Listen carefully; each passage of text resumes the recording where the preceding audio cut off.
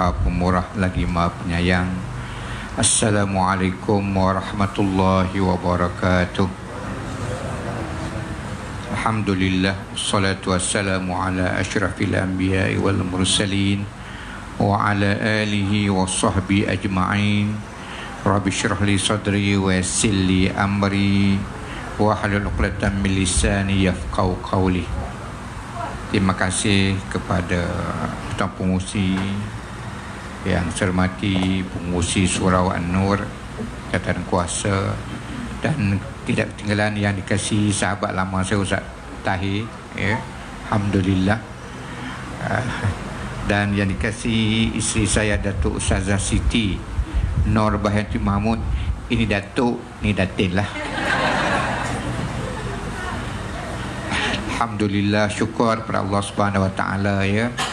Kita dipilih oleh Allah Subhanahu Wa Taala untuk berada di rumah Allah pada malam menyambut tahun baru Masihi 2020, ya.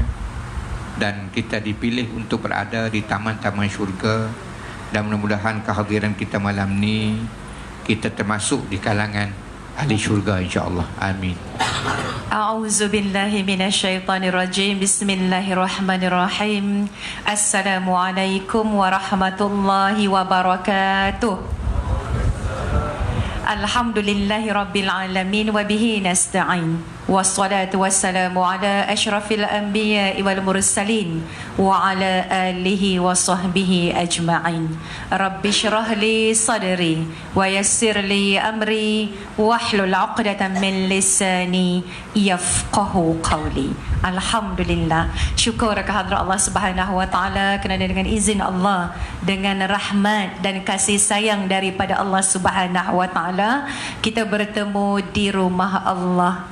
Alhamdulillah, kita bertemu di taman-taman syurga, ya. Dan pertemuan kita pada malam ini sungguh bermakna, kerana kita sentiasa berusaha untuk menjadi hamba Allah yang terbaik, suami isteri yang terbaik, ibu bapa yang terbaik, anak-anak yang terbaik, jiran tetangga yang terbaik. Kerana hitung punya hitung, Masya Allah, cepat sungguh masa berlalu. Esok dah masuk tahun berapa? Masya Allah, dah masuk tahun 2020. Ada orang dia rasa macam umur dia semakin bertambah, ada orang dia rasa umurnya semakin berkurang. Di sini macam mana? Rasa umur bertambah ke berkurang? Oh, sini cakap tambah, sini kata kurang, ya. Ustazah merasakan, ya Allah, rasa umur semakin berkurang, ya. Apakah persediaan yang kita ada seandainya Allah Subhanahu Wa Taala memanggil kita pulang bertemu Allah? Adakah kita dah bersedia? Adakah kita dah bertaubat kepada Allah Subhanahu Wa Taala di atas segala dosa yang telah kita lakukan? Justru jom kita manfaatkan, kita insan pilihan Allah. Kita memilih taman-taman syurga, majlis ilmu. Kita tak pilih program-program hiburan. Malam ni kat luar sana, ya Allah, yang racing motor duk tunggu detik 12 tengah malam pun ada. Kat sini ada ke macam tu? Oh, Alhamdulillah, tuan-tuan dan puan-puan hebat didik anak, ya. Yang nak letup bunga api meracun, gedebung-gedebung pun ada, macam-macam. Tapi kita Alhamdulillah berada di dalam majlis ilmu, dalam taman syurga, sedang didoakan oleh para malaikat. Doa malaikat sangat mustajab. Tajuk yang kita nak bincang ialah keluarga baru, tahun baru. Cantik tajuk ni, tak gitu, Ling? Cantik sangat, ya. Sebab itu malam ni kami datang satu keluarga, ya. Bawa anak, bawa menantu, bawa cucu 4 orang, ya. Dan selepas ini cucu ustaz-ustazah yang kedua umur 6 tahun akan buat persembahan istimewa untuk tuan-tuan dan puan-puan, ya. Selepas ceramah nanti, ya. Okey, sabar, ya. Okey, dan tajuk pun cukup cantik sekali, ya. Keluarga baru, tahun baru, cukup cantik. Sebab itu pada malam ni kita nak muhasabah balik lah, ya. Nak cek balik, ya. supaya kita dapat menepati kehendak Allah Subhanahu Wa Taala di dalam surah At-Tahrim ayat 6 Allah sebut, ya ayyuhalladzina amanu qu anfusakum wa ahlikum nara. Surah At-Tahrim ayat 6, wahai orang-orang yang beriman, pelihara diri kamu dan keluarga kamu daripada azab api neraka. Mudah-mudahan sempena kita menyambut tahun baru, keluarga baru, kita semua keluarga kita, suami, isteri, anak-anak terpelihara daripada azab api neraka, insya-Allah.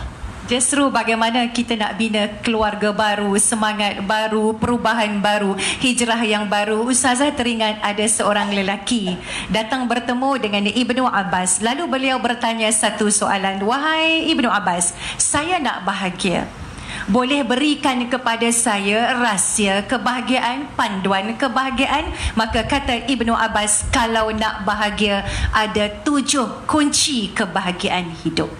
Kalau nak bahagia ada berapa kunci? 7. Tuan-tuan dan puan-puan, malam ni ada berapa kunci? Ya, ada kunci rumah, ada kunci kereta. Tuan kita kat depan ada kunci kereta, ada kunci rumah, ada Swiss motor dan sebagainya. Ya, bila kita ada kunci rumah, kita boleh masuk rumah. Kunci kereta, kita boleh bawa kereta, boleh pergi ke mana yang kita nak tuju, ya. Tapi kunci kebahagiaan tu macam mana? Justru kata Ibnu Abbas, 7 kunci kebahagiaan. Kunci yang pertama sekali kata beliau ialah memiliki al-azwajus salihah.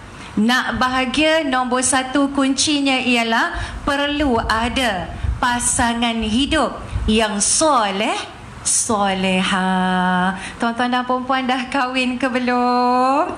Alhamdulillah. Dah jadi isteri soleha? InsyaAllah. Dah jadi suami yang soleh, tuan-tuan? Ya, jadi Alhamdulillah. Bahagialah tu.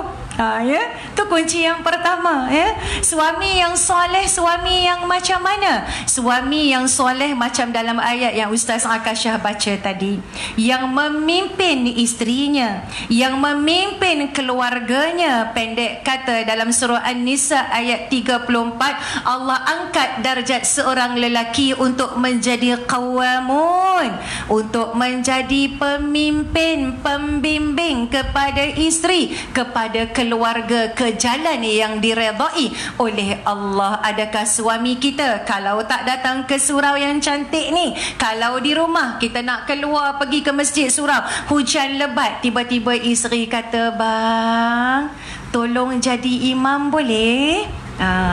Oh ampun, tempat lain tak jawab, tempat ni jawab kan, sesuai dengan tempat nama lain surah tak An-Nur. jawab. Dia bercahaya, ya. Abang tolong jadi imam boleh? Sini boleh. Ni Ustaz cerita tempat lain. Tiba-tiba suami kata apa? Sorry ayang, abang tak berapa nak reti lah jadi imam. Abang duk dengar ayang mengaji dengan taronum, tarik elok. Apa kata? Ayang jadi imam, abang jadi makmum. Bahagia ke tidak? Nak bahagia macam mana kalau tak ikut syariat? Dah atur elok, dah pemimpin ni dia kena duduk kat depan, suami dia kena duduk kat saf depan sebagai imam, isteri dan anak-anak sebagai makmum. Dan suami yang soleh ni suami yang macam mana? Suami yang tiru akhlak Nabi, Nabi pengasih, Nabi penyayang. Suami yang tiru perangai Nabi, Nabi duduk rumah suka tolong isteri buat kerja rumah. Tuan-tuan ada tolong? Allahu Akbar. Alhamdulillah. Puan-puan sering ditolong oleh suami? Oh, Alhamdulillah. Suami juga yang jawab kan, ya. Sebab Ustazah dengan Ustaz Akashah, Alhamdulillah, kami dalam rumah lebih kurang 14 ke 16 orang duduk satu rumah, ya. Malam ni bawa 4 orang cucu 6 orang. Tadi Ustazah ajak lagi 2 orang tak sempat, ya, sebab semua kerja sekali dengan Ustazah. Kan kita orang nak keluar awal hari ni, jadi tak sempat siap, letih baru balik office dan sebagainya. So malam ni bawa 4 orang cucu. So bayangkan 14 orang, 15 orang, 16 orang dalam satu rumah, tak ada bibi, tak ada orang gaji. Kerja banyak ke tidak? Banyak sungguh-sungguh, ya. Orang sebelah memang rajin tolong Ustazah, ya. Tapi bukan tolong, cuba teka, Ustaz suka tolong Ustazah kat dapur ke kat rumah? Ustaz suka tolong buat apa? Cuba teka. Masak. Tolong apa? Lipat baju. Oh, so sweet. Lipat baju tu cerita masa anak kecil-kecil dulu kan. Sekarang anak-anak dah besar, tak lipat baju lah kan. Ya. Ustaz suka buat apa? Cuba teka. Makan. Alhamdulillah. Kalau Ustaz tak makan, kecil hati Ustazah. Yelah kan ibu-ibu kita masak penat-penat ya. Ustaz suka tolong Ustazah tanpa Ustazah suruh pun. Memang tak suruh. Daripada mula kahwin sampai sekarang tak pernah suruh pun buat kerja tu. Tapi memang Ustaz suka buat kerja tu. Ustaz suka buang sampah. Sebab dalam plastik sampah tu bayangkan, pampers cucu saja berapa. Lepas tu sekali kita masak, sekali kita goreng telur dengan kulit telur, dengan kulit bawang, dengan kulit udang, belum lagi kulit timun, ya Allah, macam-macam dalam tong sampah. Dan Ustaz memang suka buang sampah. Kita tanya beliau, kenapa suka buang sampah, Ling? Biar Tuan yang empunya diri yang jawab. Kenapa? Okey, Ustaz suka buang sampah ni sebab malam-malam kan selepas kita makan, kan kita ada sisa makanan ya, bekas apa tulang ayam ke, tulang ikan ke ya, yang dan sebagainya.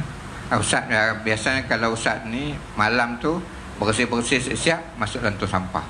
Sama ada Ustaz akan angkat malam tu ataupun besok pagi. Kalau besok pagi sebelum Ustaz keluar pergi pejabat tu, Ustaz akan pastikan plastik sampah di dapur tu dah bersih, dah tukar baru. Itu tiap hari kerja Ustaz. Ya. Dan sebab kenapa yang Ustaz suka, sebab sampah kan berat. Orang perempuan kan tak mampu nak, sebab kadang-kadang 20 kilo tu, 10 kilo, 15 kilo sampah kan, plastik bukan kecil, besar. Ya, 32 cm dalam 40 cm tu. Ya, plastik tebal tu. Sebab keluarga kami besar.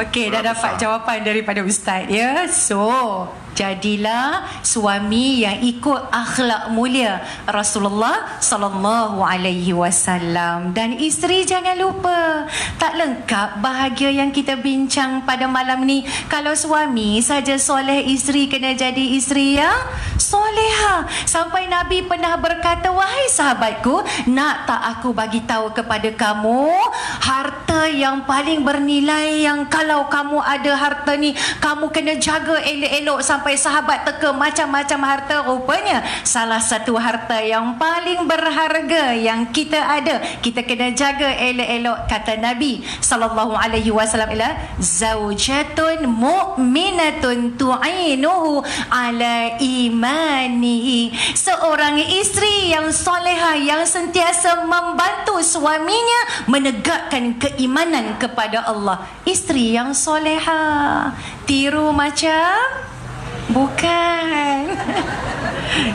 Saya pun tak sempurna ya. Tiru macam para isteri Rasulullah sallallahu alaihi wasallam, antaranya ialah Sayyidatina Khadijah. Khadijah ini, ya Allah, akhlaknya hebat, penampilannya hebat, memang wanita syurga. Bila Nabi nak masuk rumah, Nabi nak balik, Khadijah sebagai isteri memang dah tahu dah bila suami nak balik. Khadijah pakai cantik-cantik sebab nak sambut suami. Khadijah sisir rambut, kemas rapi, ambil minyak wangi, sembuh minyak wangi, buka pintu, lepas tu kata dekat Nabi, silakan masuk ya Rasulullah. Ada buat ke? Ada ke? Oh, tak aci tuan-tuan.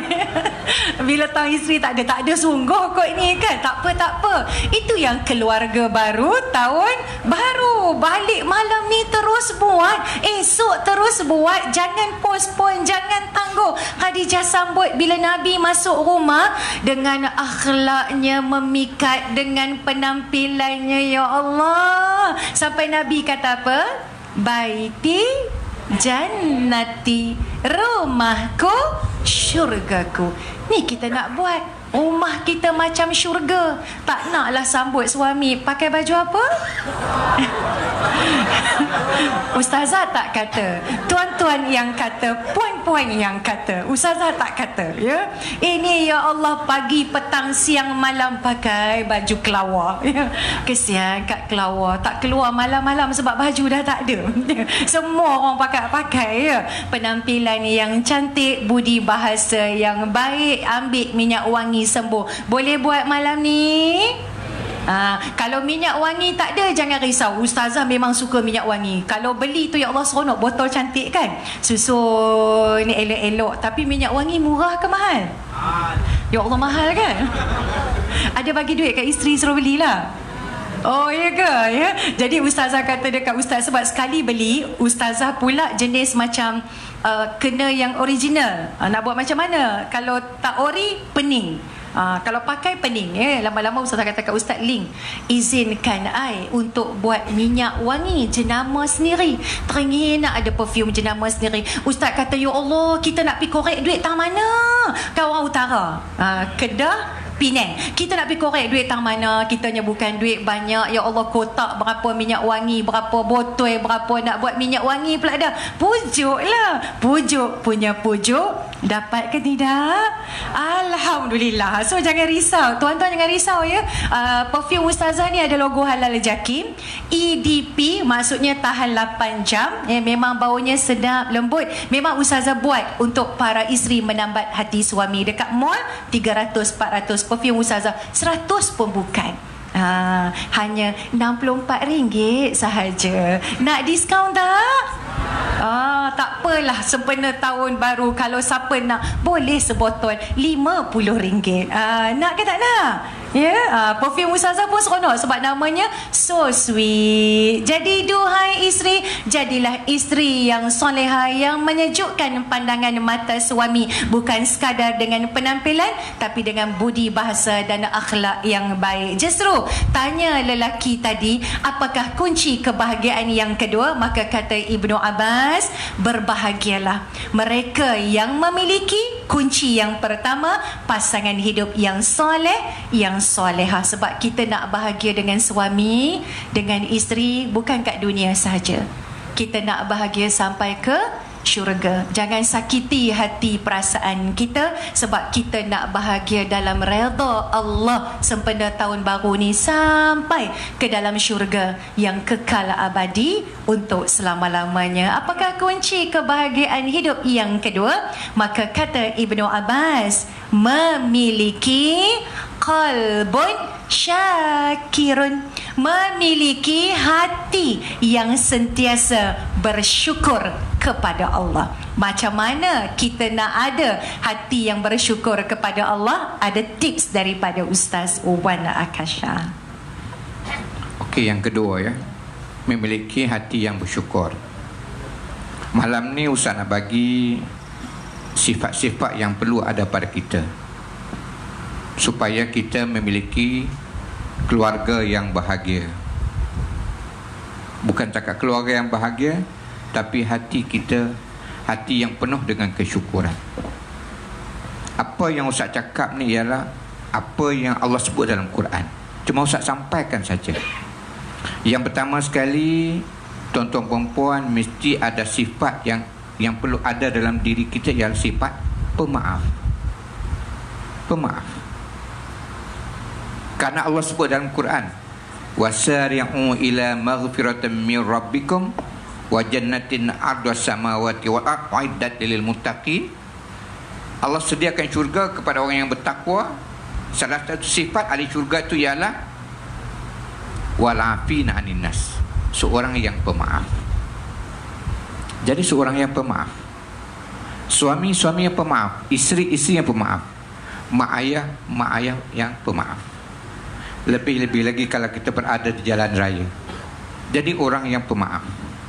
Kadang-kadang orang potong kita, kadang-kadang orang horn kita, kadang-kadang orang parking salah, macam-macam. Jadi orang yang pemaaf. Maafkan. Ya, sebab kalau kita tak maafkan, kita akan pendam dalam diri, boleh merosakkan tubuh badan kita.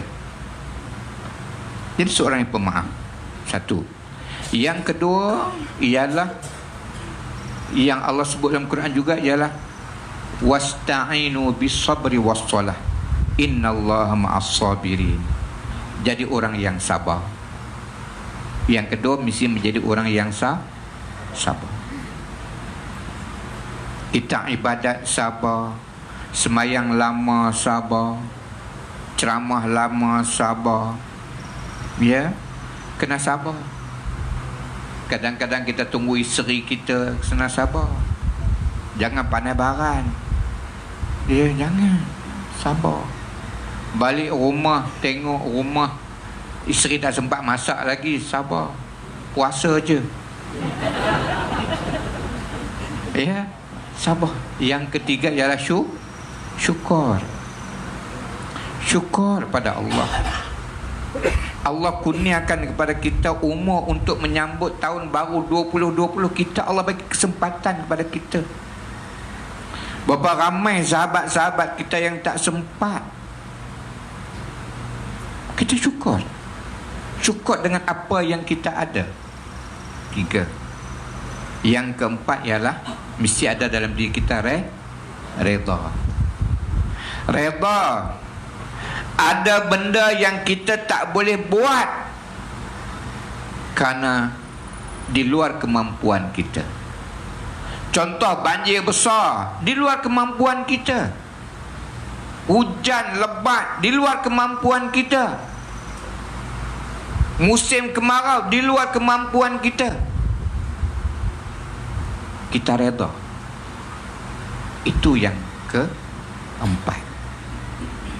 Dan yang seterusnya ialah Nabi sebut pada kita, ahlul jannah, ada tanda ahli syurga. Nak tak anda tanda ahli syurga? Nak, jangan ke mana-mana, tunggu selepas ini. Sebab itulah ya, cantik sungguh kunci kebahagiaan yang disusun begitu indah oleh Ibnu Abbas, hati yang bersyukur. Sebab itu Allah Subhanahu Wa Taala telah mengingatkan kepada kita betapa hebatnya anugerah ganjaran yang Allah bagi kepada hamba-hambanya yang sentiasa bersyukur di atas semua yang Allah kurniakan. La in syakartum la azidannakum wa la in kafartum inna azabi lasyadid. Allah dah bagi tahu kat kita, bagi semangat dekat kita. Kalau kita syukur, Allah akan tambah lagi. Tambah kebahagiaan kepada kita, tambah kenikmatan kepada kita, tambah kebaikan kepada kita sebab kita syukur. Tetapi kalau tidak bersyukur, yakni kufur di atas segala nikmat yang Allah anugerahkan kepada kita, ingatlah azabku adalah azab yang sangat pedih. Sama juga ya, ada orang dia PM ustazah ya, PM ustazah, dia kata umur dia dah dekat 40 tahun. Umur dia dah dekat 40 tahun dan dia masih single. Maksudnya dia belum bertemu jodoh. Sedangkan dia tanya ustazah ni ya, sedangkan kita tahu kan ustazah, doa ibu mustajab. Jadi saya menyalahkan ibu saya, kenapa sampai sekarang saya tak kahwin-kahwin lagi. Boleh ke salahkan mak? Mana boleh. Sebab segala yang Allah berikan kepada kita, Allah tahu yang terbaik. Mungkin Allah tak bagi sekarang, Allah simpan di masa yang betul-betul seseorang itu bersedia nak kahwin, baru Allah bagi jodoh. Sama juga macam orang yang kahwin lama dah tapi tak dapat anak. Syukur ke tidak? Syukur. Mana tahu kalau Allah bagi sekarang tapi tak pandai nak didik anak, anak tak jadi seperti yang diimpikan, maka tidak bahagia tetapi derita. Maka Allah akan bagi bila tiba masa dan ketikanya. Yang penting apapun yang Allah berikan kepada kita, syukur. Ada suami alhamdulillah syukur, ibu-ibu walaupun makan tidur tak apa ya, asalkan ada kat depan mata kita nampak, tu lepas makan tidur, lepas tidur makan, tak apa ya, syukur. Boleh makan. Ada orang tak boleh makan Lin kan? Ada orang tak boleh makan. Ada yang cerita tak boleh makan tu kan? Ada orang tak boleh makan. Dia jumpa ustaz, duit banyak tapi tak boleh makan. Ya, duit sampai kena baca doa baru lalu makan. Duit banyak, ada jet peribadi. Sampai tak boleh makan, tak lalu makan. Kadang duit banyak juga dalam bank, berjuta-juta ringgit, tapi tak boleh makan. Doktor boleh makan nasi, oh nasi tak boleh bahaya. Doktor boleh makan daging, oh daging tak boleh darah tinggi. Doktor boleh makan udang ketam tak boleh gaut. Doktor boleh makan bubur kacang tak boleh kencing manis. Lepas tu doktor boleh makan apa? Boleh makan kerak nasi, bengkak agak-agak. Nampak tak? Kita kena bersyukur, miliki hati yang bersyukur. Maknanya di sini, sebenarnya dalam dunia yang kita hidup ini adalah tempat ujian. Tempat ujian, bukan tempat balasan, bukan. Tempat ujian. Sebab Allah sebut dalam surah Al-Mulk, Allah sebut allazi khalaqal mauta wal hayata liyabluwakum ayyukum ahsanu amala. Surah Al-Mulk ayat 2 Allah sebut. Dalam surah Al-Ankabut ayat 2 pun Allah sebut, ahasiban nas an yutraku ayyaqulu amanna wa hum la yuftanun. Adakah manusia menyangka mereka dibiarkan berkata beriman pada Allah tanpa diuji? Allah uji kita macam-macam, ya Allah. Allah uji kita. Sebab itulah Allah sebut allazi khalaqal mauta wal hayat. Allah yang menjadikan mati dan hidup. Kenapa Allah sebut mati dan hidup? Sepatutnya Allah sebut hidup dan mati. Tapi kenapa Allah dahulukan allazi khalaqal mauta wal hayat, mati dan hidup? Ulama tafsir mengatakan sebenarnya kehidupan kita yang sebenar-benarnya ialah selepas kita mati. Selepas kita mati, itu kehidupan kita yang sebenar. Dalam dunia tempat ujian, mana ada orang yang Allah bagi segala-galanya badannya? Tak ada. Dia ada rumah besar, dia ada kereta besar, dia ada isteri besar, dia anak-anak besar, dia tak ada. Semua tak ada. Ada Allah bagi dia duit banyak, tapi anak tak ada. Ada Allah bagi dia anak banyak, tapi duit tak ada. Ada Allah bagi dia sehat, duit tak ada. Ada orang bagi duit banyak tapi tak sehat. Tak ada orang yang Allah bagi segala-galanya, tak ada. Melainkan Allah akan bagi segala-galanya ialah bila kita masuk ke dalam syurga Allah. Pada masa itu Allah bagi segala-galanya. Apa kita nak? Nak umur muda, sentiasa muda dalam 20 ke 30 tahun umur kita semua muda. Tak ada tua dalam syurga, tak ada tua. Tak ada. Dalam syurga tidak ada sakit jantung, tak ada. Kencing manis tak ada, kanser tak ada, gout tak ada, apa pun tak ada. Makanlah apa pun tak sakit perut, tak silap makan ke tak. Dan Masya Allah, niat je kita nak makan apa. Dalam hati Allah nak makan buah anggur datang, dahan anggur tu datang depan kita, ambil. Nak makan apa? Ish, tak tahu, teringin nak makan burung merpati, masak tom yam, tak ada dah. Makan. Tak ada tunggu dah. Ada ke tom yam burung merpati? Contoh. Tengok nampak tak?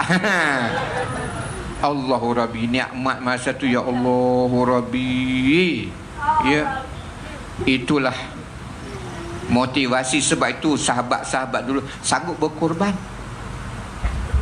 Ya Allah sebut innallaha ashtara minal mu'minina anfusahum wa amwalahum bi anna lahumul jannah. Sesungguhnya Allah membeli daripada orang-orang yang beriman jiwa harta mereka. Dengan apa Allah beli? Dengan syurga. Sebab tu mereka sanggup berkorban, gadai nyawa, sebab Allah janji syurga Allah. Ya. Sebab itulah kalau kita ada miliki yang kedua, miliki hati yang bersyukur, Masya Allah. Itulah keluarga baru ya Allah anugerahkan pada kita untuk memiliki syurga yang kekal abadi, insya-Allah. Sebab tu kepada sang suami, apabila dianugerahkan ada isteri, syukur kepada Allah. Walaupun isteri tu ya Allah pok pek kuat beletiak lah ya Allah, syukur tuan-tuan. Cuba kalau isteri ni demam ya Allah 3-4 hari tak bercakap, tuan-tuan senang duduk ke tak? Cuba habaq mai malam ni, senang duduk ke tak? Senang ke? Ustaz nak pesan sikit. Sebenarnya kalau isteri kita bercakap, sebenarnya dia sihat. Kan ya. Dan kita lepas ni kena jadi suami. Suami kena menjadi pendengar yang terbaik. Dengar je, pasang telinga kita, biar dengar je. Sebab sebenarnya dia, bila isteri tak bercakap, sebenarnya dia sedang merawat hati dia. Sebab tu suami kena dengar. Jangan buat tak dengar, kena dengar. Okay? Lepas ni balik, dengar je isteri cakap. Ya. Itu maksudnya ialah bersyukur. Ya? Percayalah. Ya, balik kena berubah ni. Tahun baru ni. Ya. Ustaz pun kena banyak mendengar lepas ni. Sebab tu Alhamdulillah ya, Allah kurniakan isteri beletih ya. Suami kena ada dua kekuatan ya. Bila isteri beletih ni, tuan-tuan kena ada dua kekuatan. Pertama, kekuatan apa Ustaz sebut tadi? Mendengar. Bukan senang nak ada kekuatan mendengar kan ya. Dengar je. Yang kedua, kekuatan diam. Tu kena ada ya. Diam je lah. Kalau isteri tengah beletih tu diam, dengar, diam ya. Tuan-tuan jangan marah isteri yang tengah beletih. Sebab indahnya Allah cipta suami isteri ni ya Allah. Bila isteri beletih tu bukan bermakna dia benci dekat suami, dia benci dekat anak-anak, tidak. Tapi itulah cara seorang isteri, cara seorang ibu meluahkan kepenatan melakukan kerja-kerja rumah. Bukan apa pun penat, nak suami dengar je ya. Bila tuan-tuan ada dua kekuatan ni, kekuatan mendengar, kekuatan diam, sambil dengar, sambil diam, mulut tuan-tuan ni banyak berselawat ke atas Nabi. Allahumma salli ala sayyidina Muhammad, Allahumma salli ala sayyidina Muhammad. Ya. Lepas ni abang nak bagi apa tu? Pada suami. Okey. Kalau isteri bercakap, kita nak dengar, ada doa yang Ustaz nak bagi lepas ni. Doa lagi ya. Okey. Supaya hati kita ni sentiasa boleh mendengar. Ada doa ke? Ada doa. Okey. InsyaAllah ya. Nanti kita dengar doanya daripada Ustaz Wan Akasha. Mana bila ya? kita dengar suami kita bercakap, dalam hati kita zikir yang Ustaz nak bagi lepas ni. InsyaAllah ya. InsyaAllah, mudah-mudahan ya. Itulah rumah tangga. Kalau kita faham, suami faham isteri, isteri faham suami, mak bapak faham anak-anak, anak-anak faham mak bapak. Inilah keluarga baru yang kita idam-idamkan sampailah kita bertemu dengan Allah Subhanahu Wa Taala ya. Ada lebih kurang setengah jam lagi. InsyaAllah sempat ya. Jadi kata Ibnu Abbas, berbahagialah mereka yang memiliki hati yang bersyukur. Ada anak, syukur, alhamdulillah ada anak. Walaupun anak ni macam-macam Allah ujian, tak apa, sebab itu mematangkan kita di dalam mendidik anak-anak, dan setiap kesabaran kita pahalanya sangat tinggi. Allah nak bagi Allah nak bagi syurga. Maka kata lelaki tadi, wahai Ibnu Abbas, apakah kunci kebahagiaan hidup yang ketiga? Maka kata Ibnu Abbas, kunci kebahagiaan hidup yang ketiga ialah memiliki umur yang berkat. Memiliki umur yang berkat. Ni kita dah nak tinggalkan dah ni ya. Kita dah berada penghujung ni. Berapa jam je lagi kita nak masuk 1 hari bulan 1 2020. So macam mana sepanjang 2019? Adakah umur ataupun masa peluang yang Allah bagi kat kita sepanjang 2019 ni, umur kita tu berkat ke tak? Suka buat baik ke suka zalimi orang? Ya, ke suka mengumpat dekat orang ke mengata kat orang ke? Istilah lah dia tak kata mengumpat, mengata dia kata apa? Membawang. Membawang pula dah ya. Sebab itulah ustazah baru-baru ni ustazah ditawarkan tentang umur yang berkat ni ya. Teringat pula ya peluang yang diberikan kepada ustazah. Pihak TV sebenarnya selalu cari ustazah. Ya, selalu cari, tapi ada ketika masanya tak sesuai. Ustazah berehat agak lama daripada muncul di TV kerana merawat, menjaga syurga ustazah. Ya, jaga ibu ustazah. Ya, ibu ustazah tiba-tiba Allah uji sakit. Kemudian tiba-tiba juga perlu pembedahan besar yang segera. Tiba-tiba daripada sihat walafiat terlantar, tak boleh bangun, kena mandikan, kena suapkan makan, kena spray air wuduk, kena papah masuk ke bilik air dan sebagainya. So ustazah memang lama tak muncul di kaca TV. Dan operation tu berapa jam operation tu? Hampir 7 jam. Doktor kata operation 8 jam, tapi dekat-dekat 7 jam. Dan kos pembedahan tu saja dekat hampir 8,000, 80,000 lah. 70,000 lah. 70,000. Lepas ni boleh kutip derma nanti. Ustaz gurau je ya. Ustaz gurau je ya. Sebab Ustazah nak berikan yang terbaik. Ustazah bincang dengan Ustaz ya. Ustazah kata macam mana link. Sebab mak Ustazah tak biasa sakit. Umur 74 tahun. 74 tak biasa sakit, tak biasa masuk hospital. Kami 4 beradik, 4 orang dulu bersalin kat mana? Salin kat rumah. Ya, Ustazah anak 4 orang. Ya, adik-beradik pun 4 orang. 4 bersalin kat rumah. Ustazah anak 4 orang ni nak ikutlah macam mak Ustazah. 2 orang Ustazah berani bersalin kat rumah. Sebab masa dulu-dulu duit tak ada kan? Anak 4 orang. Cucu dah 6 tau. Alhamdulillah. Isteri seorang. Alhamdulillah. Sampai sampai bila? Kena bagi tahu. Okey, sampai bila? Sampai bila? So sweet. Ini Allah, tanya depan orang berat kalau nanti Ustaz Tahir tanya belakang nanti tetap macam tu juga ke? Sama. Alhamdulillah ya. Jadi Ustazah 4 orang ni 2 orang bersalin kat rumah. Sebab bila Ustazah balik Mesir dah dekat nak bersalin, cek tak ada doktor perempuan dekat hospital kerajaan, tak ada doktor perempuan masa tu. Jadi Ustazah kata kat Ustaz, biar Ustazah sakit ke, pitam ke, pengsan ke, Ustazah kata macam mana sekalipun, bagi Ustazah lah ya, pendidikan anak tu bermula daripada hubungan suami isteri, anak berada dalam kandungan dan masa lahir tu macam mana. Ustazah kata Ustazah sakit macam mana sekalipun, jangan bagi doktor lelaki ya. Pergi cek tengok memang doktor lelaki. Lepas tu pergi swasta, ada tapi murah ke mahal? Allah, kita pula baru balik Mesir nak ambil duit tang mana tu yang berani bersalin dekat rumah ya. So ibu Ustazah memang tak pernah masuk hospital, tak pernah langsung, tak pernah sakit. Kalau sakit sepening kepala, demam tu biasa. Tiba-tiba kuning semua dekat badan ni, dan doktor kata kena tebuk kat pinggang, kena tebuk macam straw Vitagen tu kan, kena tebuk, kena masuk straw, tiup, kena buang jus hempedu sebab muka kuning, semua kuning. Nak buat pergi jalan-jalan ni tiba-tiba kuning tahun lepas ya. Jadi Ustazah terkejut, pergi jumpa doktor pula nak operate segera ya. Jadi ketika tu Ustazah macam tanya dekat Ustaz, macam mana kita nak buat, sebab mak Ustazah takkan nak bagi masuk hospital biasa. Mesti Ustazah kena bagi yang terbaik sebab arwah abah dulu layan yang terbaik. So Ustaz kata tak apa, tu syurga kita. Duit kita boleh cari, sementara umur mak masih ada, sementara umur kita anak menantu ni pun masih ada.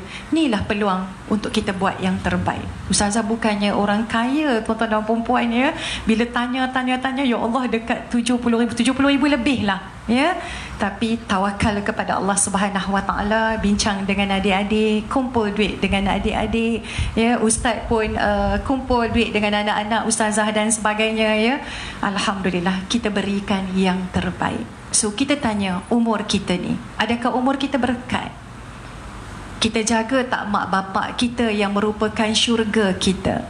Kita jaga tak keluarga kita yang merupakan amanah daripada Allah Subhanahu Wa Taala? Setiap saat yang Allah anugerahkan kepada kita, berapa jam kita special khusus untuk kita munajat, mengabdikan diri kepada Allah. Hari ni tuan-tuan dan puan-puan, pitang mana pun dekat tangan masing-masing ni ada apa? Ada handphone, ada gadget. Adakah bila kita masuk dalam rumah sekembalinya kita daripada tugas masing-masing, adakah kita letak handphone kita ke tepi ni? Kita nak umur yang berkat ni, tolong isteri dekat dapur. Isteri nak umur yang berkat, letak handphone ke tepi ni, ajar anak-anak mengaji sendiri. Tidurkan anak hasbi rabbi, tidurkan anak dengan zikrullah, bukannya buka handphone segala macam-macam. Ya Allah, apa dia kartun apalah ni? TikTok. Oh, ada kartun dia. Ejen apa? Ejen Ali lah apa semua. Cucu Ustazah kata dia cucu tak panggil nenek, tak panggil Tok Wan. Orang utara dia panggil Tok Wan ya. Dengan Tok, tak panggil Tok, tak panggil Tok Wan. Dekat Ustaz kata dia tak berapa nak tua lagi kan, panggil Abah Wan. Dekat Ustazah pun tak sedar diri juga, panggil Umi Mami ya. Cucu Ustazah bila tengok iklan Ejen Ali tu, cucu Ustazah kata, Umi Mami, ya Allah, bestnya Ejen Ali. Ya, pakat tengok Ejen Ali pula ya. Dia orang kata, Umi Mami, jom pergi tengok wayang. Oh, tak boleh ya. Sebab prinsip hidup Ustazah, InsyaAllah doakan semoga istiqamah, ya.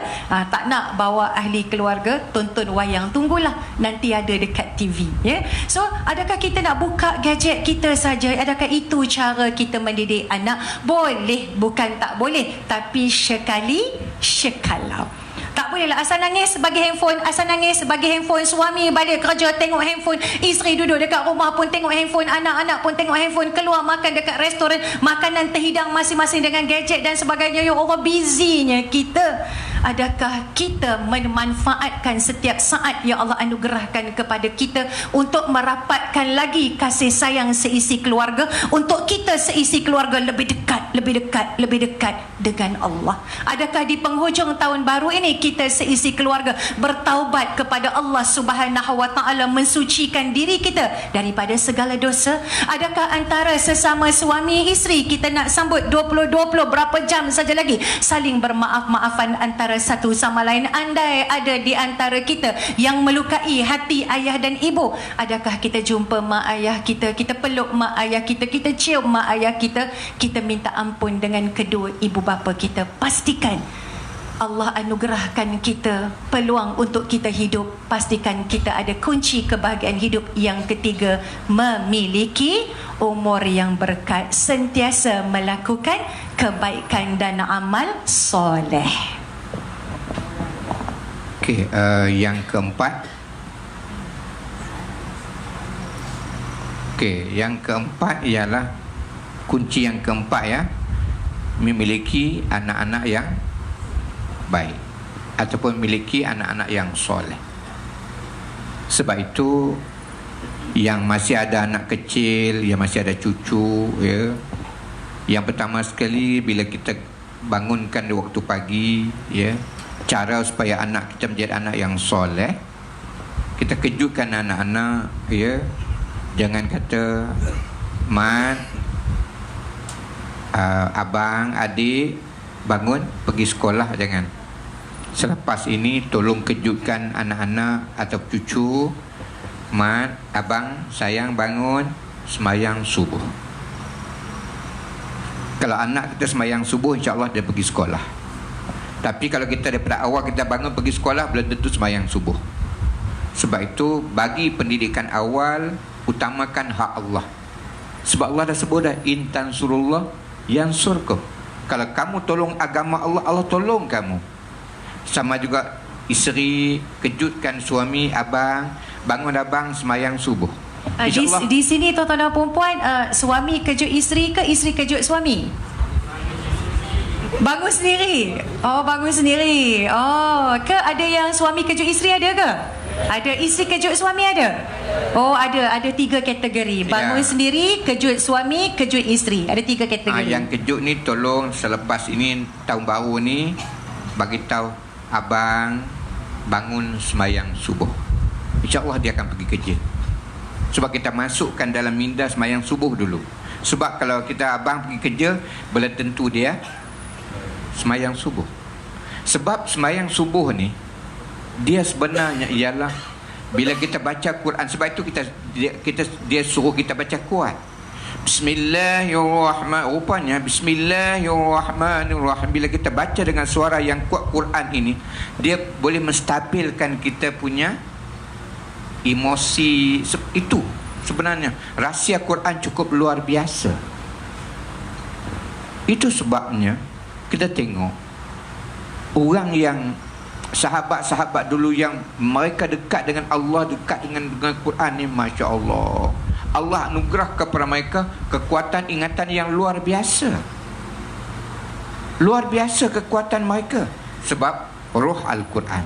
Sebab itu untuk yang untuk awalnya tahun baru ni, keluarga baru ni, pastikan pagi itu bukan kerja, tapi utamakan semayang subuh, insya-Allah. Hak, sebab kalau kita utamakan akhirat, dunia akan follow kita, ya.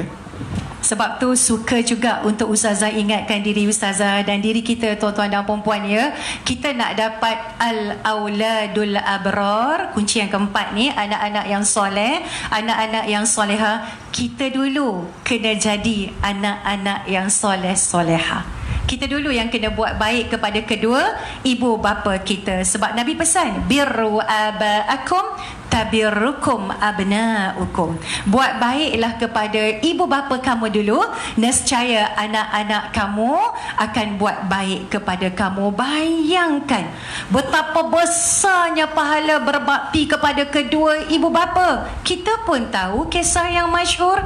Seringkali kita dengar kalau bicara bab ibu bapa tentang seorang lelaki minta izin kepada Nabi SAW nak pergi mana?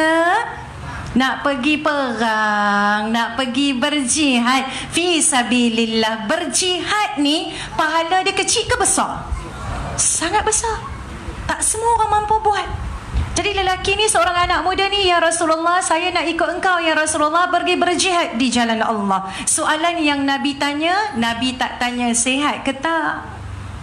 Nabi tak tanya dah ready ke ni nak pergi berjihad ni, ada tak sakit apa-apa tak? Nabi tak tanya tentang fizikal, tapi Nabi tanya sesuatu yang boleh menyentuh hati dan perasaan. Nabi tanya apa? Mak kamu ada tak? Ayah kamu ada tak? Ayah saya dah tak ada. Mak kamu ada tak? Mak saya ada. Macam mana mak kamu tadi masa kamu tinggalkan bila kamu bagi tahu nak ikut aku pergi berjihad di jalan Allah? Mak saya menangis ya Rasulullah. Mak saya sedih ya Rasulullah. Mak saya berat nak lepaskan saya pergi berjihad bersama denganmu ya Rasulullah. Tapi saya tak kisah ya Rasulullah. Saya nak ikut engkau berjihad di jalan Allah. Kisah ini ada dua riwayat hadis yang berbeza yang Ustazah gabungkan dalam bentuk jalan cerita. Maka Nabi kata apa? Pulanglah kamu ke rumah. Gembirakan ibu kamu seperti mana kamu buat mak kamu menangis. Balik rumah bagi mak kamu gembira, jangan bagi mak kamu menangis. Dalam hadis yang lain, pulanglah kamu, berbaktilah kepada ibumu, fa innal jannata tahta rijlaiha, kerana syurga itu terletak di bawah tapak kaki ibumu. Balik rumah, buat baik dengan mak kamu, sebab syurga ada dekat mak kamu. Sebab itu bila seorang lelaki tanya dengan siapa saya kena buat baik, 3 kali Nabi kata apa? Ibumu, ibumu, ibumu. Kata Imam Al-Qurtubi, kenapa mak 3 kali, nombor 4 baru ayah? Maka kata Imam Al-Qurtubi, 3 kali ibu, yang keempat baru ayah. Duhai ayah, jangan kecil hati. Imam Al-Qurtubi kata 3 kali ibumu, ibumu, ibumu, kerana 3 perkara yang hanya ibu sahaja boleh buat, yang memang Allah bagi anugerah dan keistimewaan ni kepada insan yang bergelar ibu, yang orang lain tak boleh buat. 3 ni ibu buat, orang lain tak boleh buat. Sebab tu ibu 3 kali. Apa dia 3 ni? Pertama, mengandung. Bapak-bapak boleh mengandung? Katanya boleh, tapi tak salin-salin. Pertama, mengandung. Sayang macam mana tuan-tuan dekat isteri pun, tuan-tuan tak boleh kata, ya Allah ayang-ayang, ya Allah anak kita dah 5 orang, kita ni target tahun depan nak seorang lagi. Tak apa, ayang relax, abang mengandung. Tak boleh, ya. Islam dah letakkan sungguh istimewa. Pertama, mengandung. Kedua, melahirkan dengan penuh keperitan, dengan penuh kesakitan, dengan penuh tumpah darah. Yang ketiga, menyusukan anak. Semua ni Allah sebut dalam Al-Quran tentang keperitan, kepayahan seorang ibu daripada mengandung sampai melahirkan sampai menyusukan. Sebab tu 3 kali ibumu, ibumu, ibumu, yang keempat ayahmu. Maksudnya nak dapat anak-anak yang baik, kita jangan lupa, kita juga kena berbakti kepada kedua ibu bapa. Kita yang kena didik anak kita. Cikgu kat sekolah hanya membantu. Paling cantik, paling bagus buat macam mak bapak kita dulu buat. Lepas solat maghrib berjamaah, ajar anak-anak mengaji sementara nak tunggu Isya. Kita sendiri ajar, tuan-tuan dan perempuan. Hari ini ramai ibu bapa yang mementingkan A. Mesti dapat A, mesti A, mesti A, mesti A. Ya, memang bagus sebab tu ilmu. Tapi adakah solat anak kita solat sehari berapa waktu?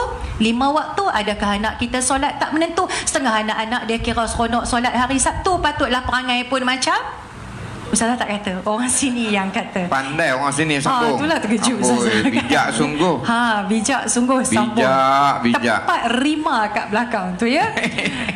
Anak kita solat tak? Anak kita Al-Quran tak? Anak kita aurat mereka tak? Anak kita akhlak budi bahasa mereka tak? Tanggungjawab ibu bapa untuk mendidik anak-anak, kerana anak-anak adalah amanah daripada Allah dan akan dipertanggungjawabkan kepada ibu bapa di hari akhirat. Okey, Ustaz nak tanya, siapa yang masih ada ayah angkat tangan? Yang ada ayah angkat tangan? Okey, bagus. Siapa yang masih ada ibu angkat tangan? Alhamdulillah. Okey.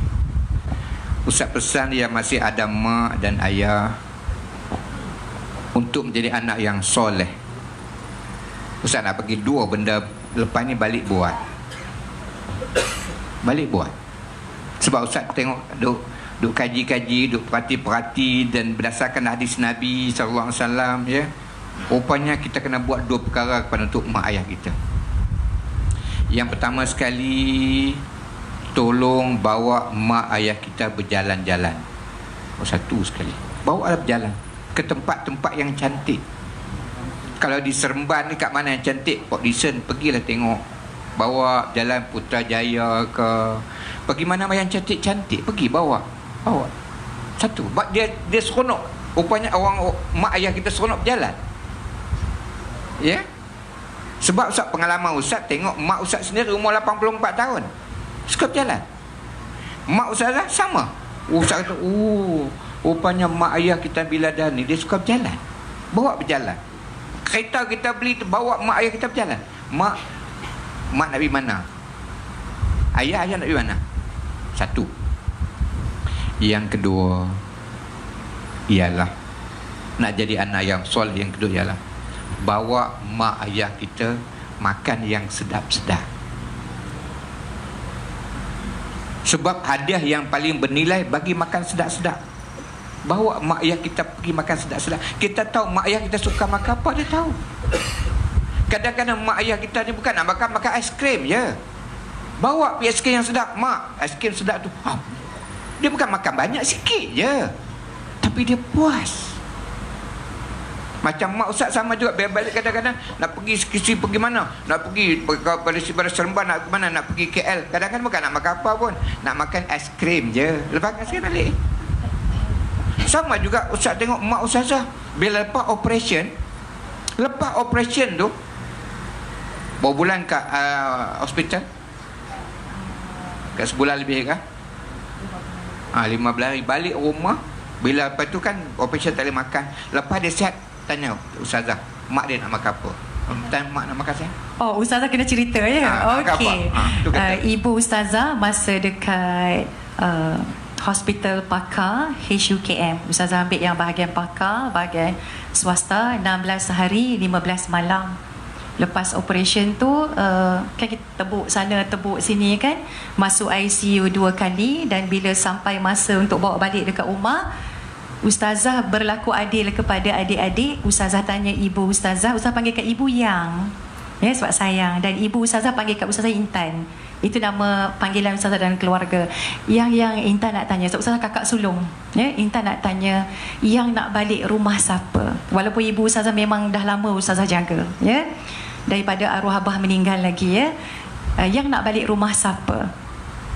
Cuba tuan-tuan dan puan teka, ibu Ustazah kata nak balik rumah siapa? Yang nak balik rumah Intan. Menangis Ustazah, tuan-tuan dan puan, ya.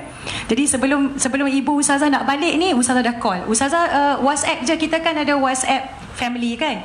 Ustazah WhatsApp dan minta izin dengan Ustaz. Ustaz kata tak apa, bawa balik syurga kita jaga sama-sama. Ustazah dah suruh dah menantu Ustazah, yang ni pergi beli besi, pergi bubuh kat bilik air. Kan besi tu kan takut nanti nak jatuh bilik air kan.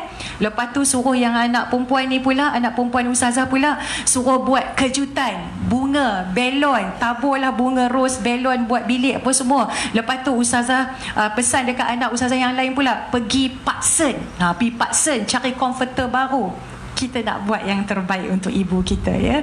Dan kami gila-gila jaga. Ustazah bagi mandi. cuci luka menantu perempuan ustazah yang datang pada malam ni sebab dia berani cuci luka ustazah seriau. Link boleh cuci luka? Tak boleh. Ustaz tengok darah. Hak ni lagi seriau. Hitam terus. Sebab operationnya panjang, lebih daripada orang bersalin, daripada bawah dada dia potong tu sampai bawah pusat, straight. Daripada bawah dada straight sampai bawah pusat. So kena cuci selalu. Ustazah takut. So yang rajin cuci, buang air luka apa semua tu menantu perempuan ustazah dan anak perempuan ustazah, ya. Tapi yang kerapnya menantu perempuan sebab anak perempuan masak sup ikan haruan, masak macam orang dalam pantang. Ustazah bahagian papa bawa pergi bilik air, mandi. Kan, mandi, shampoo, spray wuduk, ya. Dan bila ustazah shampoo rambut ibu ustazah menangis. Tengah-tengah shampoo ni, ustazah duduk kat belakang, balut plastik semua tengah-tengah shampoo. Kita tak tahu yang kita terberhenti tangan ni. Tengah-tengah shampoo, terberhenti. Ibu ustazah tanya, Intan nangis ke kat belakang, yang? Baru ustazah sedar, yang, ya Allah, ustazah menangis. Tak, yang, Intan tak nangis, Intan tengah shampoo rambut, yang. Sedangkan ustazah menangis. Ustazah kata, ya Allah, aku bersyukur. Meskipun ujian ini berat, tetapi inilah kali pertama aku mandikan ibuku. Inilah kali pertama aku shampoo rambut ibuku, ya Allah. Kalau cerita suap makan tu kita dah biasa kan. Tapi inilah kali pertama, ya Allah, Kau beri kesempatan dan peluang kepada aku untuk aku mandikan ibu aku. Untuk aku shampookan rambut ibuku. Dan bila kita shampoo, kita mandi itu, kita tahu macam mana bentuk badan mak kita yang dah uzur sebab berkorban segala-galanya untuk kita. Ustaz spraykan wuduk dan sebagainya. Ibu ustazah kata mimpi nampak 2 orang datang pakai jubah putih. Ustazah kata dekat ustaz, ustazah takut kehilangan ibu ustazah, kehilangan pintu syurga ustazah untuk ustazah terus berbakti. Dan bagaikan satu keajaiban, Ustaz Wan Akashah merupakan menantu soleh yang sangat setia. Sejak dapat tahu sakit je tak pernah berhenti buat baca Yasin seisi keluarga. Tak pernah berhenti. Ustazah pula duduk dekat ward kan, tidur dekat ward gila-gila dengan adik-adik ustazah, dengan anak-anak ustazah. Dan 44 hari kami jaga makan minum ibu. Tak bagi makan lauk-lauk lain sebab lukanya besar. Nak bagi baik macam orang dalam salin, dalam pantang. Tiba-tiba hari yang ke-45 kena papa sebab ialah operation tu besar, kena pakai wheelchair. Tanya ibu ustazah, tak payah dah kita lauk pantang, stop, tak nak dah lauk pantang. Okay, yang nak makan apa? Ibu ustazah kata tak nak susahkan Intan, susahkan Wan, susahkan anak-anak Intan, cucu-cucu yang, ya. Tak apa, yang kita papa, kita pakai wheelchair, yang nak makan apa? Tak payah pantang dah tau. Yang nak makan apa? Sebab doktor kan kata tak payah mana pantang ni, tapi kita ni nak pantang juga, ya. So teka, ibu ustazah kata nak makan apa? Hari ke-45 ni nak makan apa? Cuba teka. Umur ibu ustazah 74. Aiskrim mak ustaz. Ya, memang betul mak ustaz ajak kita orang pergi bandar makan aiskrim. Sebab kampung ustaz memang pedalaman, kena keluar sejam jugalah, ya. Sejam leng lebih kurang lah, ya. So mak ustaz suka makan aiskrim, ya. Ibu ustazah tekaknya, maklumlah 44 hari pantang, lepas tu dengan low hospital dan sebagainya, yang teringin nak makan shell out. Oh ya kan, canggih mak ustazah, ya. Teringin nak makan shell out. Ustazah bawa shell out, papa kena pegang kuat, ya. Bawa pergi makan shell out, ya. Sebab dalam pantang kan tak boleh seafood. Semua shell out tu nasi yang ada seafood banyak-banyak, yang bila sebut terliuk pula kan, sedap kan shell out, dia punya kuah tu kan, Allahu Akbar, ya. Esok pula ustazah tanya lagi, yang kita tahu sama masak, nak makan apa? Shell out. Hari yang ketiga cuba teka apa lagi? Shell out, ya. Sampai 3 hari turut-turut pada ustazah, ya. Jadilah anak-anak yang berbakti. Redallah fi redal walidain wa sakhatuhu fi sakhatil walidain. Keredaan Allah terletak di dalam keredaan ayah dan ibu. Kemurkaan Allah juga terletak di dalam kemurkaan ayah dan ibu. Alhamdulillah, Allah uji berat kita, doa sentiasa minta dekat Allah. Alhamdulillah, ibu ustazah kini sihat walafiat, suka berjalan merata cerok, ya. Dan Pak Dixon ni, kalau tuan-tuan dan perempuan nak tahu, tiap-tiap tahun ustazah bercuti dekat sini, ya. Kadang-kadang 2 malam, kadang-kadang 3 malam. Sambut hari jadi ibu ustazah pun kat sini juga. Hotel yang kita suka pergi tu, sebab cucu-cucu kan suka swimming pool, ustazah suka pergi hotel Tisel. Teaser. Ada siapa nak belanja boleh lah. Itu dia kan. Disebut pula. Kenapa? Nanti orang nak pergi tengok. Okey, tu Ustaz suruh tanya sikit je mak terengi nak makan apa panjang lebar pula ya Ling. Maknanya Ustaz pesan maknanya untuk jadi anak yang soleh antaranya Ustaz buat dua benda yang kadang-kadang kita terlepas pandang. Bawa mak ayah kita berjalan, yang kedua bagi bawa tempat yang sedap ya. Okay. Berbahagialah mereka yang memiliki anak-anak yang soleh, anak-anak yang soleha. Apakah kunci kebahagiaan hidup yang kelima? Tafaqquh fiddin. Kata Ibnu Abbas, nak bahagia kunci yang kelima ialah tafaqquh fiddin. Faham agama. Agama Islam, agama yang suci, agama yang mulia, kena faham. Jangan sekadar Islam itu hanya pada nama, tak buat apa. Mengaji tuan-tuan dan perempuan, pergi majlis ilmu. Rumah kita cuba tengok, ada tak satu ruang yang kita ada rak, ada kitab-kitab agama, kitab-kitab barisan para ulama yang tulis kitab. Jangan kita asyik gadget je. Buka kitab warisan para ulama yang menulis dengan penuh ilmu, dengan penuh panduan untuk kita faham agama. Sebab tu anak bila lahir je, ayah buat apa kat telinga anak? Azan. Biar anak faham agama. Allah Maha Besar, Allah Maha Besar, Allah Maha Besar. Seisi keluarga kena faham agama. Kalau ustazah dengan ustaz, ini ustazah dengan ustaz ya. Kalau tuan-tuan dan puan rasa nak ikut, silakan. Kalau tak nak, tuan-tuan dan perempuan terpulang. Mungkin tuan-tuan dan perempuan ada cara yang sendiri. Kami kalau tak ke masjid, ke surau, tak ada program seperti ini, akan solat berjamaah di rumah. Semua ni ramai-ramai berbelah-belah orang ni. Tak kira lah ada cucu dia pergi kacau, tarik lah kan. Maklumlah semua pakai telekong. Ada cucu silap mak pun ada kan. Mama tengok-tengok umi mami kan. Biasalah tu sembahyang maghrib berjamaah. Ya, insya berjamaah. Lepas sembahyang maghrib berjamaah, kami ada himpunan zikir dalam kitab yang menjadi minat kami seisi keluarga. Wirid yang kita minat, kita baca, diketuai oleh Ustaz Wan Akasha. Hari Khamis malam Jumaat, sama ada Ustaz akan baca wirid tersebut dan kami baca beramai-ramai ataupun baca Yasin secara berjamaah. Lepas baca Yasin hari Khamis malam Jumaat secara berjamaah ataupun himpunan wirid zikir-zikir, kami adakan usrah keluarga. Sekejap je, lebih kurang setengah jam je. Ya, Ustaz bagi dalam 15 minit. Lepas tu Ustazah, lepas tu bincang-bincang bab keluarga dan sebagainya. Lepas tu masuk insya, solat insya berjamaah. Kita kena faham agama. Berbahagialah mereka yang tafaqquh fiddin, memahami agama. Yang keenam, ya. Yang keenam, Ustaz main sambung je ya. Baru nak tarik nafas ya. Yang keenam kata Ibnu Abbas ialah memiliki al-bi'ah as-solehah. Okey, yang keenam miliki bi'ah yang solehah, mana persekitaran yang baik. Macam di sini persekitaran yang baik, ada masjid, ada surau, ada kuliah ilmu. Itu bagus, very good. Sangat cantik, ya, sangat bagus. Alhamdulillah. Dan malam ni juga Ustaz kagum satu tempat yang Ustaz pergi 2-3 hari sudah ya. Yang kami pergi 2-3 hari sudah, cukup baik tempatnya ya. Di puncak alam, Masjid Puncak Alam. Yang mana di situ semua ada kemudahan. Daripada A sampai Z, daripada E sampai Z, buat tu daripada kuliah ilmu ni tiap-tiap hari. Tiap-tiap hari. Dan sampai ke tahap kubur pun ada sendiri di Masjid Puncak Alam, yang mana Masya Allah Rabbi ya, rupanya ini kata bila kita memiliki orang yang kaya raya yang beriman, dia boleh infak untuk jalan Allah, yang mana dia membelanjakan masjid tersebut bukan setakat tu, termasuk gaji pegawai masjid yang 80 orang. Tahu sebulan berapa? Ustaz tanya. Betulan yang jadi bos besar kat situ, member Ustaz belajar kat Mesir dulu. Ya. Ya, bekas qadhi daerah Kajang dulu. Ya.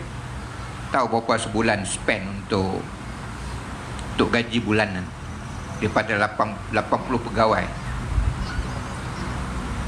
Sebulan RM200,000. Dalam bulan Ramadan saja tiap hari ada berbuka puasa, hampir tiap hari 1,000 orang. Dan belanja di bulan Ramadan saja Ustaz tanya hampir 700,000 ringgit. Seorang yang belanjakan. Tu dia kata, Ustaz katakan, sehingga kan di situ ada dewan untuk orang kahwin. Ustaz kata, Masya Allah, itu salah satu persekitaran yang baik. Dan situ siapa yang pergi ada masalah, nak anak nak sekolah ke, ada apa, pampers ke apa tak cukup, on the spot RM200 dapat on the spot. Ada tabung khas, pergilah minta. Ustaz kata, Masya Allah, pertama kali Ustaz berada di umur ni, ada tempat yang daripada A sampai kubur ada disediakan. Masya Allah, ada pengurus kubur, pengurus pegawai kubur diberi gaji. Siapa yang belum sampai, pergilah tengok Ustaz first time sampai, iaitu masjid di Puncak Alam. Masjid Puncak Alam sayang, yang kita pernah pergi tengok macam mana sistem. Masya Allah, hebat ya. Itu salah satu contoh persekitaran yang baik, yang boleh kita tiru dan ikut. Baik, berbicara tentang al-bi'ah as-salihah, persekitaran yang baik. Oleh kerana perbincangan kita bab keluarga, tengok dalam keluarga kita, masuk rumah ikut sunnah Nabi tak? Bagi salam tak satu keluarga? Bagi, Alhamdulillah. Ibu-ibu, suami masuk rumah bagi salam, ibu-ibu jawab tak? Masuk kebetulan tengah bergaduh kan, geram kena bagi kan? salam tau. Masuk rumah kan? kena bagi salam, Assalamualaikum. Sebab bila kita keluar, ada makhluk yang ikut follow kita, bagi salam, Assalamualaikum, ya. Dan kalau boleh ada benda ni, kalau boleh ada kat rumah kita. Kalau siapa ada kawasan untuk tanam ataupun ada, Ustaz sempat baca tadi. Sebab kadang-kadang kita ni pergi merata, tuan-tuan dan perempuan ya. Macam Ustaz kata tadi, tak tahu siapa yang tumpang balik, tapi bila kita masuk rumah, kita Assalamualaikum warahmatullahi wabarakatuh. Yang tak elok, yang tak baik tu tak boleh kacau kita. Siapa yang jaga kita? Malaikat. Sebab ucapan salam ada 3 doa: selamat, rahmat, berkat. Itu ya, Assalamualaikum warahmatullahi wabarakatuh. Selamat, rahmat, berkat. Masuk rumah bagi salam, keluar rumah ni semua nak pergi jalan ni, so cuti, tinggal rumah nak kunci pintu, keluar rumah pun Assalamualaikum warahmatullahi wabarakatuh, kunci rumah, keluar. Sebab rumah orang-orang yang beriman suka dihadiri oleh para malaikat. Sebab tu masuk rumah bagi salam, keluar rumah bagi salam. Bi'ah yang solehah macam mana? Duduk dalam rumah, makan bersama-sama, makan berjamaah, solat berjamaah. Sekali-sekala ada duit lebih sikit, pergi bercuti, bawa keluarga dan sebagainya. Sebab kita nak wujud persekitaran yang solehah, persekitaran yang baik, yang penuh dengan keimanan dan kasih sayang. Okey, di sini Ustaz sempat baca ni, kalau boleh ada 5 jenis makanan ataupun tanaman yang berada di rumah kita. 5 jenis ni yang mana jin tak suka, syaitan tak suka. Yang pertama sekali, kalau boleh di rumah kita tu ada kurma ajwah. Kurma ajwah, mana kalau orang balik Mekah, kalau dia sediakan pada kita pulun kurma ajwah dulu, yang lain tinggal. Ambil makan kurma ajwah tu, bagus. Ya, tu bagus sangat tu. Kalau orang ini yang nak bersalin tu, pergi cari. Dia mahal sikit tapi baik, ya, ada khasiat dia. Kemudian yang kedua ialah selepas kalau dia rumah kita tu ada juga, iaitu pokok bidara. Tanahlah pokok bidara, ya, yang kecil-kecil pun jadi ada, ya. Bagus pokok bidara ni, ya. Daun bidara tu bagus, boleh buat ubat. Yang ketiga yang perlu ada, bukan maknanya, iaitu adanya minyak zaitun. Bagus minyak zaitun, ya. Kemudian yang keempat, ada rumah kita ialah, kalau ada lah, ya, bambu kuning. Bambu kuning yang bulu warna kuning tu ada, kalau ada lah, contoh, ya. Kemudian yang seterusnya mawar merah. Dan yang last sekali ialah selepas mawar merah tu ialah pokok apa ni? Pokok pasal? Kaktus kaktus. Itulah yang kalau ada lah ya, kalau siapa yang minat tanam, carilah pokok ni, jangan ada tinggal.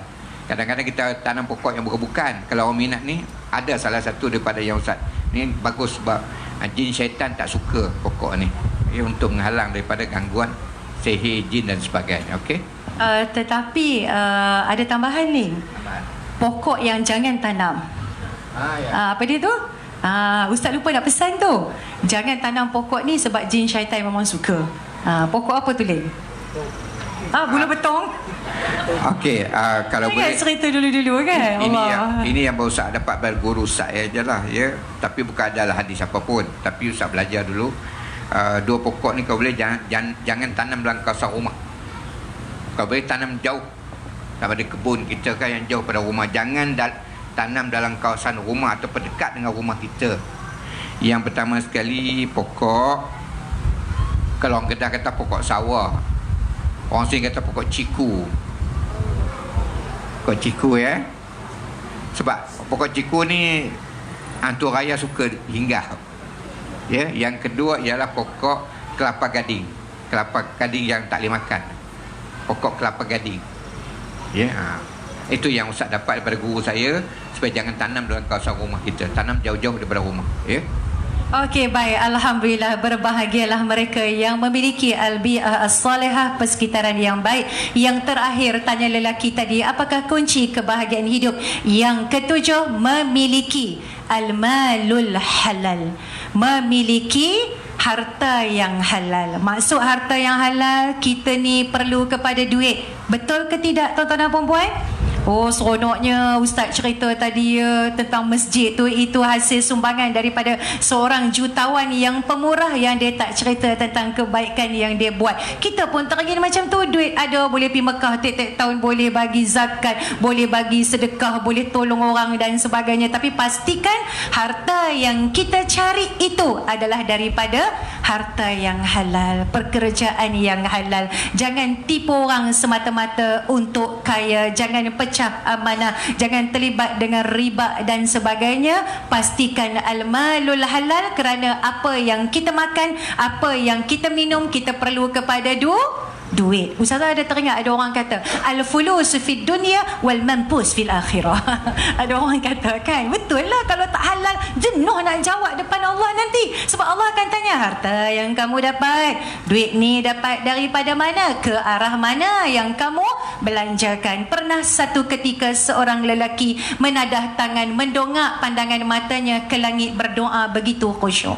Khusyuk dia doa sungguh-sungguh ni, pandang ke atas doa. Habis doa, Nabi kata, doa kamu sangat bagus, tapi sayangnya makanan kamu, pakaian kamu, minuman kamu, tempat tinggal kamu, kamu perolehi daripada sumber yang haram. Mana mungkin doa kamu akan dikabulkan oleh Allah? Macam mana Allah nak kabul doa kalau yang kita cari, yang kita beli, yang kita makan, yang kita pakai, yang kita minum adalah daripada sumber yang haram? Ingat, semuanya akan jadi darah daging. Kullu lahmin nabata min haramin fannaru awla bihi. Setiap darah daging kamu yang tumbuh daripada makanan yang haram, neraka adalah lebih baik bagi kamu. Na'udzubillahi min zalik. Sebab tu ibu-ibu nak masak, beli yang halalan thayyibah. Bapak-bapak kerja cari rezeki, pasti yang halalan thayyibah. Kadang-kadang kita risau, kenapa anak susah nak dengar cakap, susah nak suruh solat dan sebagainya. Cek gaji kita, duit kita, pendapatan kita, makan minum kita. Okey, Ustaz nak pesan sikit yang ketujuh ni. Sebab Ustaz juga banyak terlibat dalam dunia perniagaan, dan kadang-kadang kita miss di sini ya. Bila kita nak buat apa-apa, buat persetujuan awal dulu. Contohnya kita kata, Mat, tolong mesin rumput ni, rumah saya tolong mesin rumput jap. Nak berapa ni, Mat? Allah, makcik bagilah berapa pun, ikhlas makcik lah. Kita pun mat pun mesin, tiba-tiba makcik terbagi RM10. Mak kata, makcik takkan RM10 je. Tadi kata bagi berapa pun tak apa. Nampak tak? Sebab itu Ustaz pesan kita nak buat apa, nak tambah rumah ke, nak buat apa ke, bagi deal dulu. Maksudnya kita bincang dulu dan ada hitam putih dia, apa yang dia buat, tulis. Bagi quotation. Bagi apa yang anggaran dia buat tu, apa dia buat, apa berapa, supaya kita tahu. Sebab kadang-kadang Ustaz tengok, kadang-kadang kita benda tu kita tak pakai lamsam, kita tak tahu buat apa. Jangan. Macam kita tengok nak buat elektrik, wire tu tebal mana, kita kena tahu tebal apa. Sebab kadang-kadang bila dia nipis dia cepat bakar lah macam-macam. Lepas tu aircon, pasang aircon mesti tahu aircon dia berapa horsepower, 1 ke 1.5 ke 2 ke 4 ke, kena sebut detail harga dia, supaya kita yang bagi pun puas hati dan orang yang pun redha, dia puas hati, ui bagusnya. Ya, jangan. Makna kita buat betul-betul sebab biar kita dapat sumber pendapatan yang halal. InsyaAllah, percayalah, kalau kita buat betul-betul, rezeki tak putus. Kita putus. Karena itu Ustaz nak, sebelum Ustaz lupa, Ustaz bagi doa yang kalau isteri banyak membibir tadi ni, tolong ingat dalam hati kita 3 doa ni. Sentiasa ingat doa ni ya. Ingat balik-balik. Yang pertama sekali ingat surah Al-Anbiya ayat 87. Ingat tu balik, hafal. Surah Al-Anbiya ayat 87. Semua ikut Ustaz. La ilaha illa anta subhanaka inni kuntu minal zalimin. Itu doa Nabi Yunus dalam perut ikan Nun. Itu zikir Nabi Yunus, surah Al-Anbiya ayat 87. Yang kedua ialah surah Al-Imran ayat 173, iaitu semua ikut, hasbunallah wa ni'mal wakil. Pendek aja. Itu doa Nabi Ibrahim alaihissalam ketika nak dicampakkan ke dalam api besar. Surah Al-Imran ayat 173, hasbunallah wa ni'mal wakil. Cukuplah Allah bagi kita dan Allah lah sebaik pelindung. Sebab kadang-kadang bila kita dah buat macam tu, kadang-kadang syaitan iblis dia cucuk supaya kita bergaduh, berkelahi, akhirnya bercerai. Itu yang lebih mahal. Itu sebab bila kita sentiasa zikir tu, Allah lindung, Allah jagi pelindung pada kita. Kita nak cakap kasar, kita nak cakap yang bukan tu, kita dapat Allah lindung. Kemudian yang ketiga ialah surah At-Taubah ayat 129. Semua ikut Ustaz. Hasbiyallah la ilaha illahu alaihi tawakkaltu wa huwa rabbul arsyil azim. Balik hafal 3 doa ni. Ya, Ustaz tak tahu bila Ustaz nak datang pula. Jangan banyak doa lagi, tapi Ustaz tak bagi semua. Sebab kalau bagi semua nanti tak panggil dah. Nanti nak doa lagi, panggil lagi nanti ya. Kemudian tadi Ustaz sebut tentang tanda ahli syurga ada 4. Ahlul jannah, orang yang ada, memang ada 4 perlu ada pada kita. Tanda ahli syurga ada 4, Nabi kata.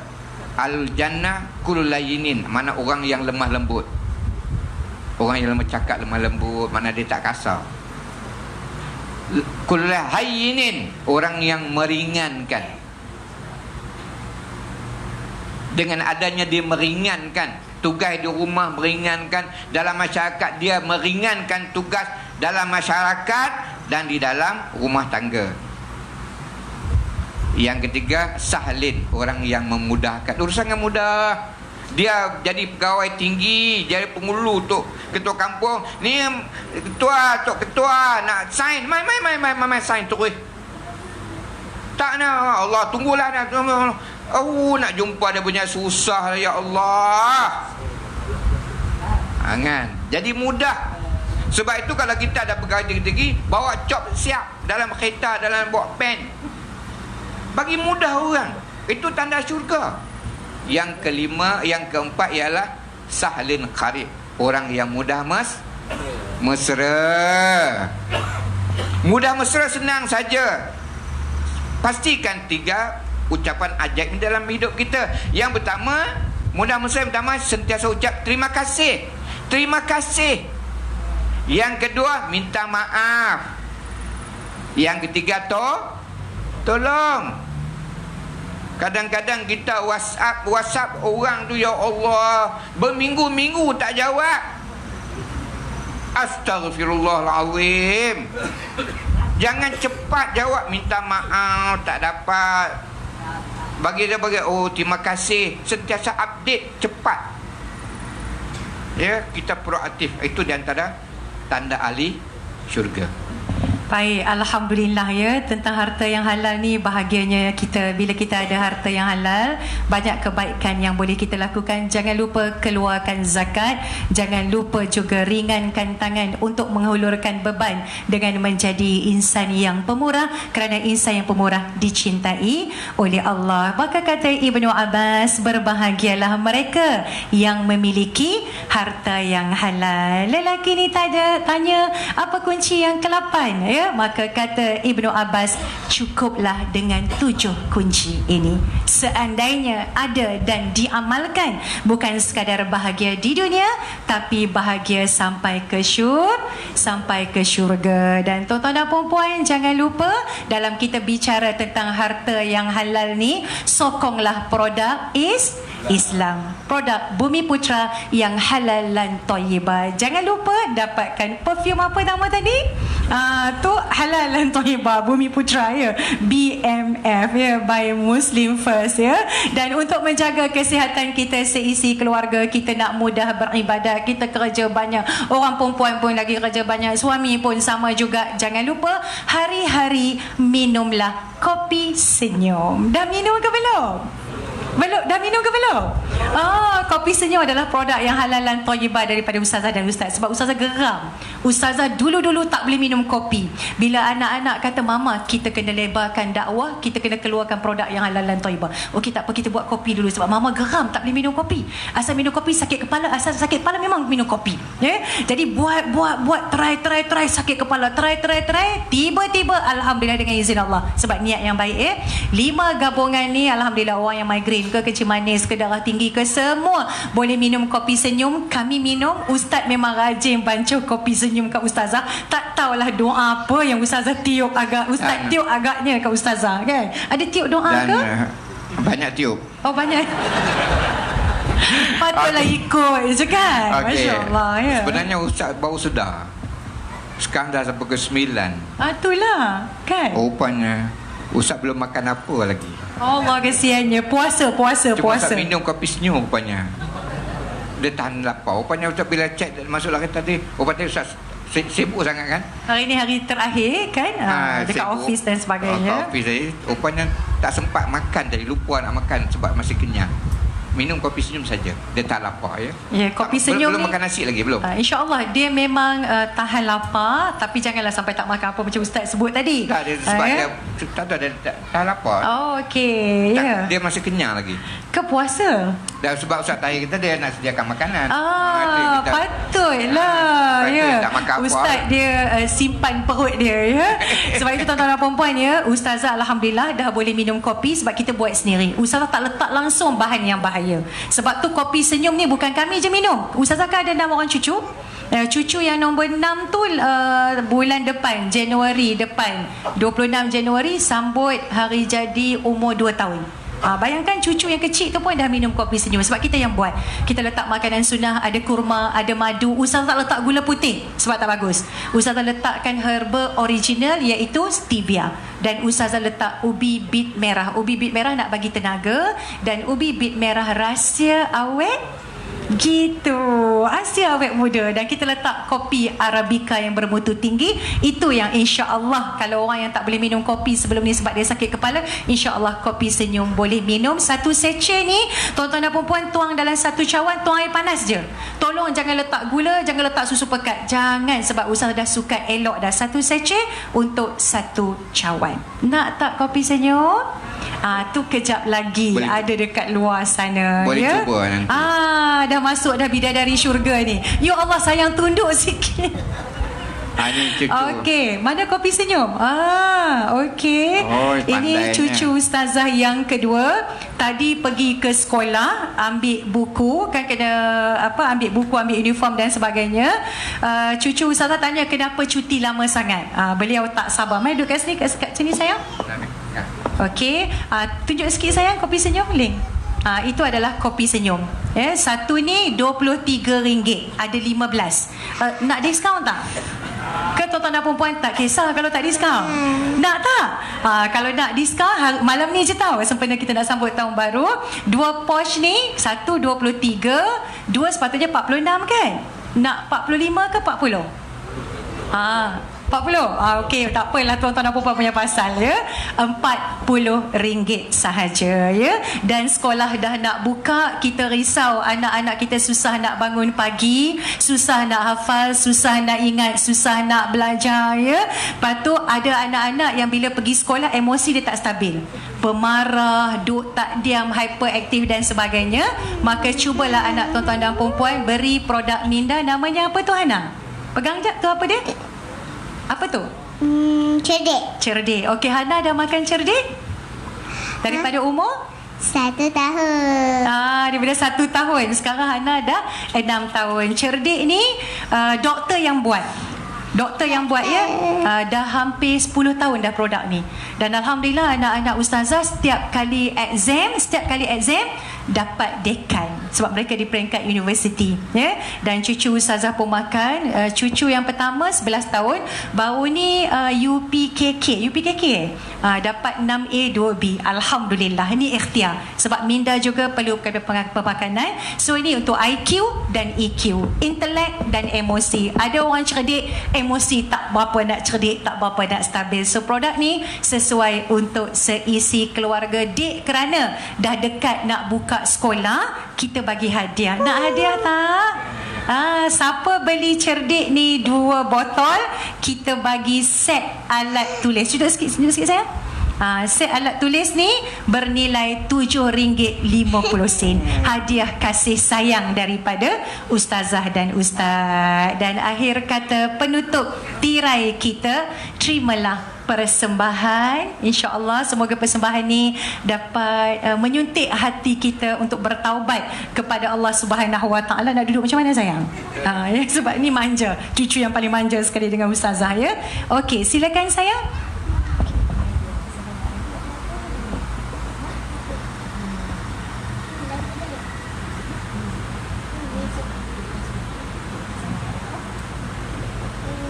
Cucu ustazah tanya, nak muzik boleh tak? Muzik tak boleh sayang, dalam surau. Okey sayang, silakan.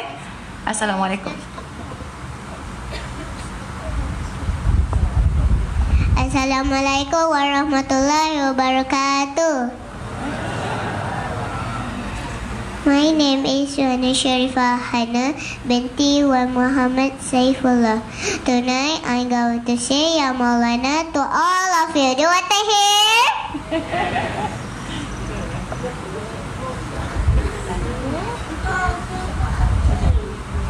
Jap. Ini cerdik. Cerdik ni Hana dah makan daripada Hana umur 1 tahun. Cerdik tak Hana? Terimalah Ya Maulana. Didadadari didadam, didadari didadam, didadari didadam, didam. Dengan kasih-Mu ya Rabbi, berkahi hidup ini. Dengan cinta-Mu ya Rabbi, damaikan mati ini. Saat salahku melangkah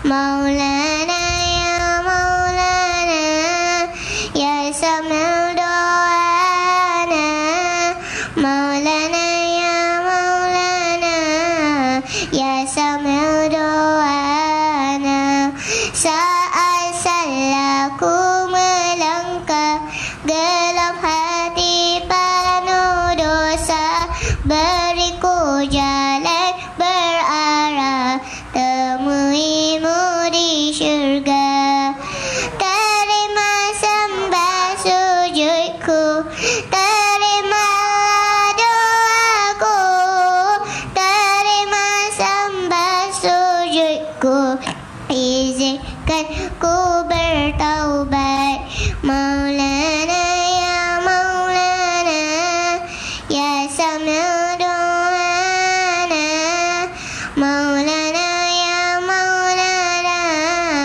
ya Samil doana Maulana ya Maulana ya Samil doana Maulana ya Maulana ya Samil doana Maulana ya Maulana ya Samil doana Maulana ya Maulana ya Samil doana terima sembah sujudku terima doaku terima sembah sujudku izinkan ku bertaubat Maulana ya Maulana ya Samil doana Maulana ya Maulana ya Samil doana Maulana ya Maulana ya Samil doana Maulana ya Maulana ya Samil doana Maulana ya Maulana ya Samil doana Maulana ya Maulana ya Samil doana Kiai wassalamualaikum warahmatullahi wabarakatuh. Sorry, anak batuk tahu. Jangan lupa minum kopi senyum setiap hari, tak pernah jemu kopi senyum memikat kalbu. Sekian, wassalamualaikum warahmatullahi wabarakatuh. Semoga kita akan berjumpa lagi. Semoga dengan kita sambut tahun 2020 ini, Allah Subhanahu wa taala meningkatkan lagi kebahagiaan kita. Kita sama-sama tingkatkan lagi iman, takwa dan kasih sayang seisi keluarga. Semoga bahagia til jannah. Ustaz Wan Akasha tutup dengan serangkap pantun. Pantun daripada Ustaz sempena menyambut tahun 2020. Kalau ada jarum yang patah, jangan disimpan di dalam lori. Kalau ada silap dan salah, I say very very sorry. Okey, kalau Ustaz pantun, Ustazah kena pantun walaupun dah wabillahi taufik tadi ya. Kura-kura jalan lambat singgah minum air perigi. Ceramah kami dah pun tamat. Lain kali kita berjumpa lagi. Assalamualaikum warahmatullahi wabarakatuh. Terima kasih.